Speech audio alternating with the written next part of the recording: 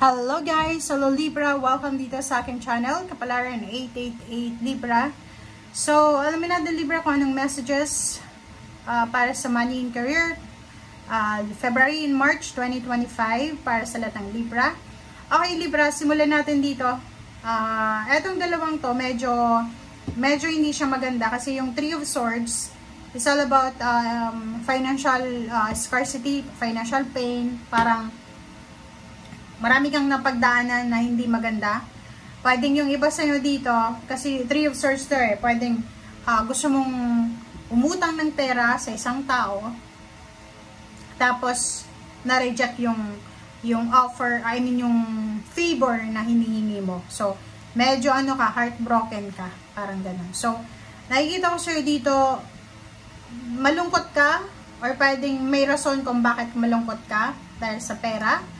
But, Six of Swords, sinasabi sa'yo dito na 6 plus 3 is 9.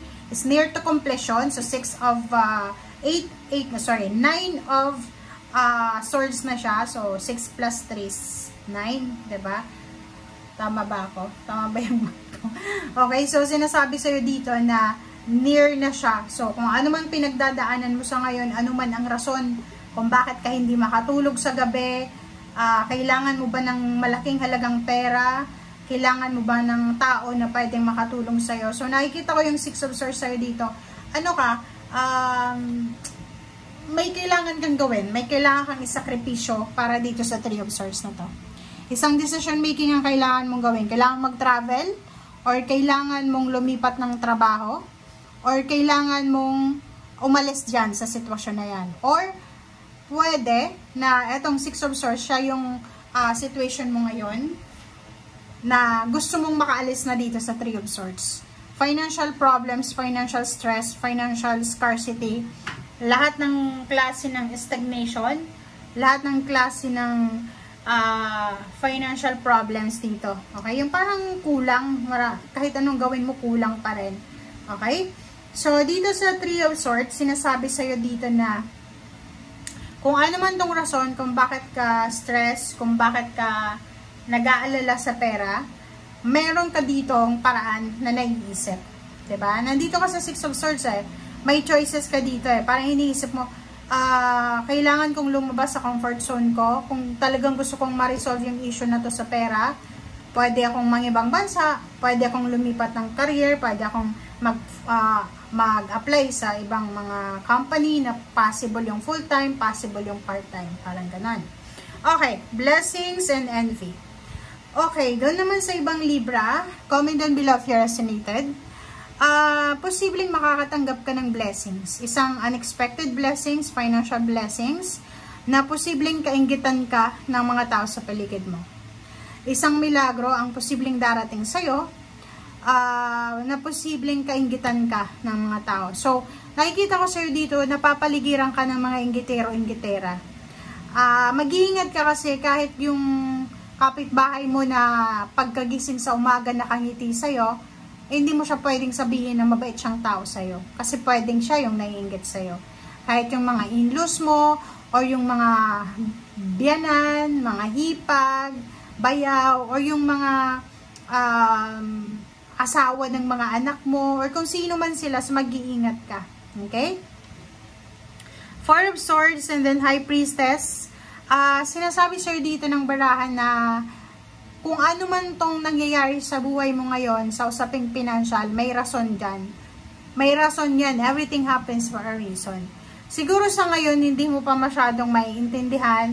Maybe sooner or later, 2 months from now, or maybe 4 years from now, or maybe 4 months from now, doon mo maiintindihan kung bakit nangyayari itong problemang sa perang ito. Okay? Four of Swords, nakikita ko sir dito, kung ano mang imbalances na pinagdadaanan mo sa ngayon, ay posibleng mariresolve mo yan. Kung ano mang problema na pinagdadaanan mo sa pera, sa katrabaho, sa ka-team, sa lahat, finances, and then sa lahat, mapagtatagumpayan mo yan. Okay? Wheel of Fortune and Five of Coins. Kung yun, sabi ko sa'yo dito, kung may problema ka sa usaping pera, may mga kailangan kayong pera, sinasabi yun sa'yo, huwag kayong masyadong mag-alala kasi may Wheel of Fortune, may pagbabago dito May pagkakataon na mabago yung takbo ng finances mo dito. Okay? So, ibig sabihin yan, hindi pa huli ang lahat, hindi ka na sa parang tawag dito, dead end na energy. Okay? Wala ka doon. Kasi kung makikita mo, Major Arcana, Major Arcana, Major Arcana, Major Arcana. Magkakatabi silang 4. So, bigyan mo yung sarili mo ng 4 months or pinakamatagal na 4 years. Kasi nakikita natin dito, Wheel of Fortune, sinasabi na yung good fortune, good karma, ay posibleng pumasok sa buhay mo. Yung wishes mo, yung motivation mo, yung goals mo sa buhay, ay abot kamay mo na. Hindi mo nakikita yan, but sinasabi sir dito na abot kamay mo na. Mahirap paniwalaan kasi wala kang nararamdaman. Pwedeng nararamdaman mo ngayon is 5 of coins. Kailangan mo ng pera. Pero, hindi mo alam yung kung paano tumatrabaho yung ating Panginoon, ang universe, ang angels and guides. So, huwag kang panghinaan ng loob. Magic is here. Unexpected twist of events. Yun, sinasabi siya dito na if ever napagod ka, magpahinga ka. Kasi bahala ng Panginoon. Lift everything sa Panginoon. I-surrender mo lahat. Okay? Kasi if ginawa mo na yung best mo, 'di ba? Sobrang sipag mo, hindi ka pa rin nakakaipon. Ang galing mo nang mag-manage ng pera, hindi pa rin. May trabaho ka tapos palaging walang pera.